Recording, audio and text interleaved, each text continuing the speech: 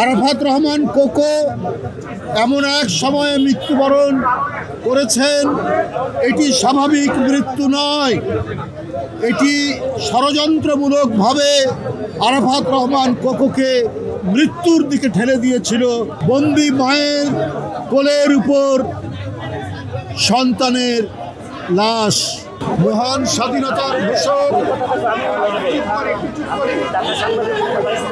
শহীদ রাষ্ট্রপতি জিয়াউর রহমান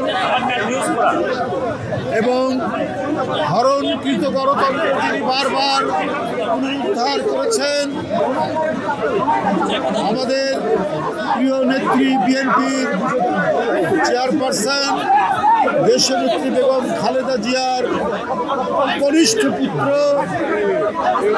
আরাফাত রহমান কোকোর 57তম জন্মদিন ও 56তম জন্মবার্ষিকী উপলক্ষে জাতীয়তাবাদী দল ঢাকা মহানগর উত্তর দক্ষিণ সহ বিএনপি ও অঙ্গ সহযোগী সংগঠনের সকল পর্যায়ের নেতাকর্মীরা আরাফাত রহমান কোকোর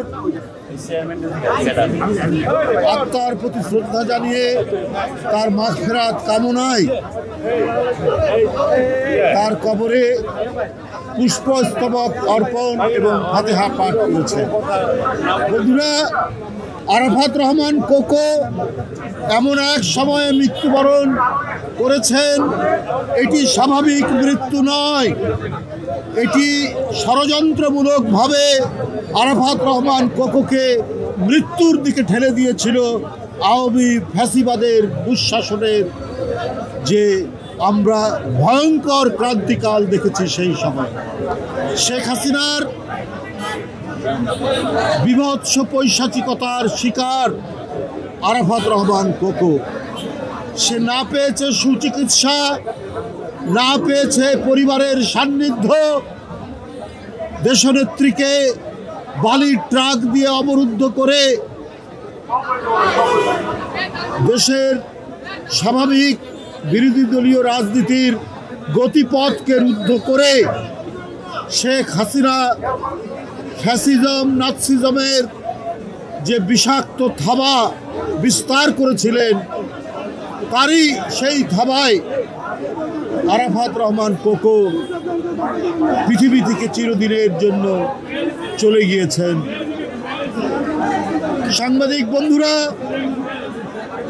এ বিষয়ে আপনারা আরো ভালো জানেন সেদিনের কি পরিস্থিতি ছিল।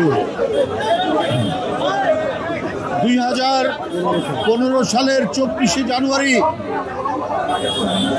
যখন তার লাশ নিয়ে আসা হয়, তখন বেগম খালেদা জিয়া বন্দি মায়ের কোলের উপর সন্তানের লাশ।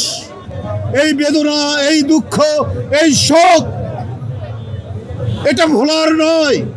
শেখ হাসিনা এক দুর্ভেদ্য দেওয়াল তৈরি করেছিল সেদিনের বর্বর আইন শৃঙ্খলা বাহিনীর দ্বারা, কিন্তু সেই দুর্ভেদ্য দেওয়াল ভেদ করে লাখো জনতা জানিয়ে দিয়েছে শেখ হাসিনা অত্যাচারী, শেখ হাসিনা বর্বর, শেখ হাসিনা পৈশাচিক। যে একটি ধর্মীয় অনুষ্ঠান, একজনের জানাজা, সেই জানাজাতেও সে পৈশাচিকভাবে বাধা দিয়েছে। সেখান থেকে অনেক নেতাকর্মীকে, অনেক লোককে গ্রেপ্তার করা হয়েছে। বন্ধুরা আমার, সেই সমস্ত দিন, সেই সমস্ত ক্রান্তিকাল, সেই সমস্ত অন্ধকার অতিক্রম করে